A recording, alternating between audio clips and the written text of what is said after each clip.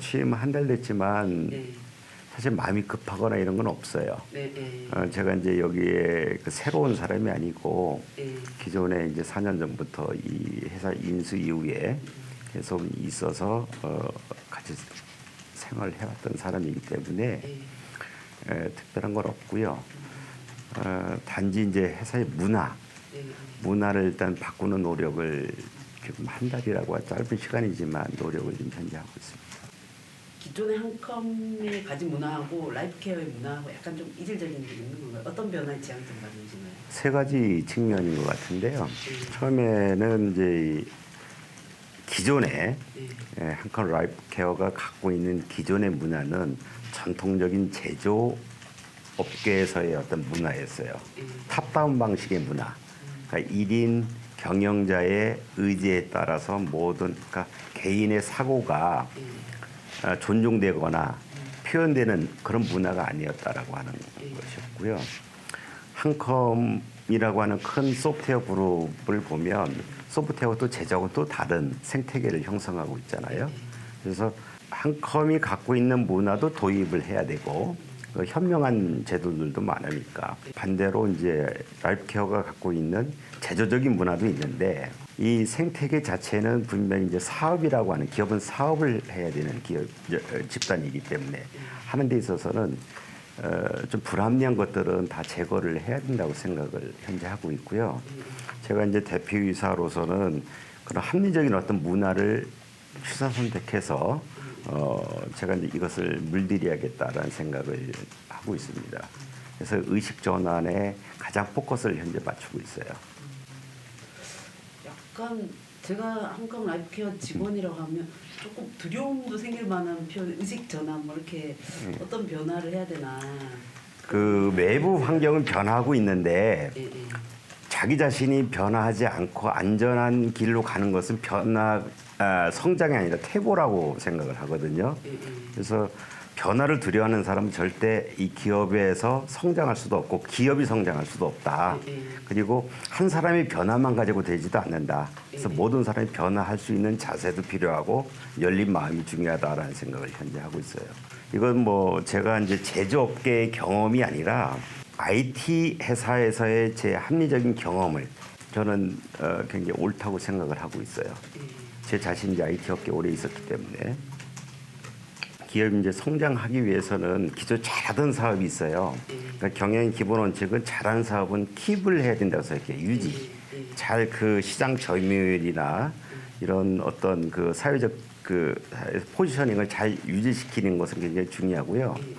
그 다음에 이제 성장 전략을 일단 세워야 되고 마지막으로 이제 혁신을 해야 되는데, 그러니까 회사가 이렇게 점프 해서 이제 성장을 해야 되는데 기존 사업군에만 눈에 갇혀 있으면 성장이라는 눈을 뜰 수가 없는 것 같아요. 그래서 팀장님 말씀하신 어떤 그 질문의 취지 자체를 제가 어떻게 이해하는지 모르겠지만은 기존의 사업군을 저희들이 막 변화를 줘서 바꾸자는 게 아니라 환경이 변화가 됐다라고 하는 것은 처음에 라이프케어가 갖고 있는 제품의 특성이 남들이 안 하고 있는 또 들어오려고 해도 진입장벽이 있어 보이는 제품군이었는데 시간이 지나면서 인수 이후에는 혼자 있던 회사가 5개 회사가 이제 경쟁을 하는 시대에 와 있다라는 거죠.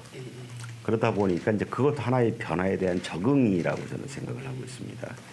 그리고 변화에 대한 두려움을 직원들이 이제 갖게 되는 부분은 그렇게 몸에 습관이 젖지 않았기 때문에 이제 두려움을 갖게 되는 거거든요. 그래서 어떤 회사가 이제 성장을 하기 위한 기초 체력은 단시간 내에 올라가지는 않을 거라고 생각을 현재 하고 있어요. 또 제품의 어떤 포트폴리오 자체가 빨리 뭘 할 수 있는 건 아니지만 의사결정 단계는 굉장히 오히려 빠르다고 저는 생각을 합니다. 어느 회사보다도 의사결정은 빠르다. 그런데 의사결정이 빠른 거하고 사업에 진입하는 거하고 또 다른 문제거든요. 어떤 포트폴리오의 재편을 염두에 둔 그런 문화나 이런 뭔가 회사 전체적인 뭔가 구조의 변화를 좀 꾀하고 계신가요? 포트폴리오는 기존에 하고 있는 제품만 가지고는 회사 성장이 멈춰져 있다고 저는 생각을 해요. 네. 인수 당시에 회사는 시장 점유율 100%였을 때 매출액을 기준으로 이제 인수를 한 것이고, 그때는 또 독과점이었을 때의 그 시장 점유율 100%였어요. 그러다 보니까 회사가 잘할 수 있는 유관 사업들을 회사에서 발굴해서 그걸 가지고 기존에 하던 사업처럼 느껴지게 하는 그런 시간이 필요한 거겠죠. 또 그런 사업군들이 결국에는 이제 말씀드린 어떤 성장이라고 하는, 그러니까 누군가가 이제 회사는 성장을 해야 되고 성장을 또 기대하는 그 기대치를 갖는 분들이 상당히 많은데, 그 기대치를 하기 위해서는 아까 말씀드린 대로 변화가 없어서는 안 되겠다. 이게 마인드의 변화도 있겠지만은 어떤 조직 문화도 마찬가지고, 그리고 대외 환경, 사업군, 아이템에 대한, 그래서 궁극적으로는 아이템의 어떤 로드맵, 포트폴리오를 기존에 있는 시각에서 이 박스 안에서만 저희들이 하던 사업에서 박스를 다 허물고 벽을 허물고 많은 곳을 좀 보고 하겠다라는 말씀을 드리는 겁니다. 물론 이제 그렇게 시도하고 있는 것들이 있고요. 조금 부연 설명을 드리면, 기존에 이제 제조라고 하니까 전통 제조업에만 이제 저희들이 관심을 갖고 있는데, 이 제조업과 IT를 융합시키는 작업들, 제품에도 융합시키지만 서비스, 그러니까 회사가 제품을 팔고 물건을 하면 보이는 물건을 파는데, 이제는 서비스 그러니까 플랫폼 비즈니스를 통해서 서비스 사업을 하겠다라는 그런 것도 좀 담겨 있다라고 보시면 돼요. 그것이 한 축이라고 보시면 되고, 다른 한 축은 회사가 이제 제조지만은 굉장히 그 안전 장비를 하는, 사람 생명을 다루는 장비를 만드는 회사예요. 한편으로는 소방이라고 하는 그 소방관이나 이런 개인의 신체 보호나 생명을 유지하기 위한 그런 장비를 만드는 부분이 있고, 같은 맥락이지만 군에 적용된 게 이제 방독면이라고 하는 부분이 있었어요. 그래서 이 두 가지만 가지고 했는데, 소방은 IT를 접목한 새로운 어떤 사업군으로 저희들이 이제 플랫폼을 제조회사지만 서비스 플랫폼, 그 소프트웨어를 개발해서 플랫폼 비즈니스를 하려고 이제 3년 동안 개발을 해왔고요. 군 사업은 우리가 방독면만 하는 게 아니라 군에서 요구하는 제조와 IT가 융합된 그런 제품들, 사업분들이 상당히 많은데도 불구하고 우리가 눈을 뜨지 못했었던 것이죠. 그래서 작년에 이제 저희들이 이제 진입을 좀 해서 어느 정도 이제 일부 이제 성과를 좀 거뒀고, 올해는 굉장히 큰 성과를 저희들이 낼 수 있을 것 같다. 이미 좀 준비를 해놓고 이제 좀 해오신 거네요. 우리가 이제 사업의 포트폴리오를 볼 때, 그러니까 사업의 기업의 어떤 그 사업 기획을 할 때 보면 현재와 미래를 보여야 되잖아요. 현재가 무너지면 안 되니까 현재는 아까 말씀드린 대로 잘 킵을 해야 되고, 미래를 준비하는데 과연 앞으로 미래는 어떻게 갈 것인지, 과연 사회에서는 어떤 분야를 원하는지, 또 저희들이 거꾸로 이제 이 사업군과 요구하는 어떤 사회에서 요구하는 것을 접목을 시켜서 새로운 어떤 아이디어를 내서 새로운 어떤 사업군을 어떻게 만들 것인지는 거의 매일매일 고민을 해야 되는 것 같고요.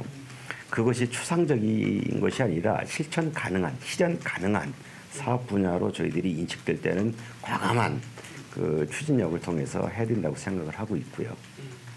그러다 보니까 뭐든지 처음 시작하는 분야나 이런 사업군은 시작할 때 힘들고 두려워해요, 모든 사람들이. 아까 자꾸 제가 마인드의 변화라는 것은 두려움을 없애자라는 것이 일단 크다고 보죠. 그럼 뭔가 도전할 때 좀 회사가 더 격려를 할 수 있고, 뭔가 실패에 대해서도 약간 용인해 좀 이런 문화를 줘야 되나요? 아까 제가 이제 그런 말씀을 드렸는데, 탑다운 방식은 꼭 경영자의 의지나 지시에서만 하는 것은 아니라고 생각을 하는 거죠. 그래서 경영자가 틀린 마인드와 틀린 방법을 제시했으면 이건 페일로 가는 것이 거의 뻔하잖아요. 그래서 저는 의사결정을 굉장히 신중하게 하는 편인데, 많은 사람 의견을 들어보고 신입사원이라도 좋은 아이디어에 있으면 무조건 반영을 하고, 단지 어쨌든 저희들이 이게 확신이 섰을 때는 9번 실패하더라도 이 실패를 두려워하는, 실패를 묵인하는 게 아니라 실패를 두려워하는 문화는 없애야겠다라는 겁니다. 그래서 오히려 아이디어 낸 사람을 칭찬하고 그거에 대한 보상을 오히려 하고 이런 건전한 사고가 회사를 자리 잡는 그런 회사가 돼야 되지 않겠느냐 생각을 하는 겁니다. 그럼 뭐 장치나 뭐 제도 같은 걸 좀 만들고 계세요? 만들고 있고요. 아마 다음 주에 저 사내에 이제 오픈을 하게 되는데 그러기 위해서는 예전에는 인센티브 그러면은 실적에 대한 인센티브 이게 아니라 아이디어에 대한 인센티브 과정마다의 인센티브 그리고 하나의 노력에 대한 인센티브 이런 것들도 굉장히 중요하다는 생각을 합니다. 그 에너지가 모여서 회사가 성장하기 때문에 그래서 저희가 이제 제조업체라고 큰 하나의 집 안에는 제조라고 하지만 방이 여러 개가 있잖아요. 생산을 하는 부서가 있고 품질을 담당하는 부서가 있고 제품을 개발하는 부서가 있고 영업을 하는 부서가 있고 경영 회계를 하는 어떤 부서가 있잖아요. 그 모든 부서마다 회사의 골이 같다라는 거죠. 그죠? 골을 위해서 노력하는 어떤 그런 과정마다의 저희들이 이게 어떻게 보면 정량적 수치로 표현하기 어려운 것들이 상당히 많습니다. 그래서 이런 것들은 충분히 어떤 보상과 포상을 저희들이 이제 제도를 다 마련했고 지난주까지 이제 각 부서와 다 인터뷰를 해서 이런 공표를 다 했고요. 안을 지금 좀 만들어서 다음 주에 이제 공표를 좀 하게 됩니다. 그리고 이제 회사가 KPI라고 하는 하나의 개인 역량 평가 제도가 있는데 너무 이제 도식적인 거죠. 정량적인 평가만은 하지 않겠다라는 겁니다. 그래서 50-50. 그래서 정량적인 것과 정성적인 평가도 같이 곁들여서 사람들이 어떤 자기 노력을 알아주지 않을 때는 열심히 해도 의미가 없다라는 생각을 하게 됩니다. 소위 말해서 이제 좋은 에너지가 표출되지 않는다라는 거죠. 그래서 그 에너지를 우리는 회사 차원에서 다 눈여겨보고 그 에너지 자체를 일단 존중하게 되면 9번 실패하고 하나 성공해도 되잖아요. 그죠? 또 하나를 하기 위해서 실패를 하더라도 그 과정에서 굉장히 좋은 아이디어와 또 새로운 방법이 나올 수도 있고 우리가 추구하고자 하는 어떤 방향, 사업과 다른 더 좋은 또 사업 그 소스가 오퍼튜니티가 이제 또 생길 수가 있다. 이런 생각을 해요. 그래서 세상에는 결과가 좋으면 운이 작용한다고 하지만 운은 절대 노력하지 않는 집단이나 사람에게는 나오지 않는 게 저는 운이라고 생각을 해요. 운은 절대 공짜가 없다라고 생각합니다.